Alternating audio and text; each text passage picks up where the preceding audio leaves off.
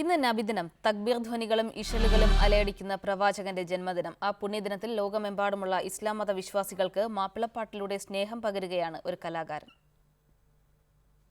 മുത്തുനബി മുഹമ്മദ് സത്യത്തിനായി പിറന്നത്, തിരുജന്മത്തിൻ്റെ മുന്നിൽ താതൻ മരിച്ച പൈതല്.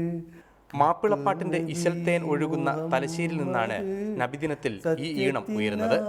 പ്രവാചക സ്മരണയിൽ എഴുതപ്പെട്ട ആയിരക്കണക്കിന് വരികൾ പാടിപ്പതിഞ്ഞ പീർ മുഹമ്മദിന്റെ ശബ്ദം. മാപ്പിളപ്പാട്ടിന്റെ സുൽത്താൻ ഓർത്തെടുക്കുകയാണ് ആ വരികൾ. ആമിന ബീവിക്കൊരിമ്പപ്പൂ മോൻ പിറന്ന്, ആതിര നിലാവ് പോലാ കൺമണി വളർന്ന്, ആരറിഞ്ഞ പൈതലാണ് കുഫറിനാലിരുളർന്ന്, പാരിനെ തിരുത്തുവാൻ ഉദിച്ച തിങ്കളെന്ന്.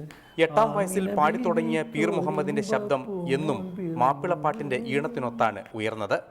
വളർന്നപ്പോൾ സ്വയം ഈണങ്ങൾ തീർത്തതോടെ എണ്ണമറ്റ ഗാനങ്ങൾ പിറന്നു. സിബല്ല സദാനത്തിനൊപ്പം ചേർന്ന് ആലപിച്ച ഈ ഗാനം ഇന്നും മധുരക്കനിയാണ്. കാഫ് മല കണ്ട പൂങ്കാറ്റേ, കാണിക്ക നീ കൊണ്ടുവന്നാട്ടെ, കാരക്ക കായ്ക്കുന്ന നാടിൻ്റെ മധുവൂറും കിസ്സ പറഞ്ഞാട്ടെ. പക്ഷാഘാതം ശരീരത്തിന്റെ ഒരു ഭാഗത്തെ തളർത്തിയെങ്കിലും ആ ശബ്ദം ഇന്നും ഇശലുകൾക്കൊപ്പമുണ്ട്. സർക്കാരുകൾ തിരിഞ്ഞു നോക്കാത്തതിൽ കരഞ്ഞു കാലം തീർക്കാനൊന്നും ഈ കലാഹൃദയം തയ്യാറല്ല. ഒരു നബിദിനം കൂടി ധന്യമാക്കി പീർ മുഹമ്മദ് പാടുകയാണ്.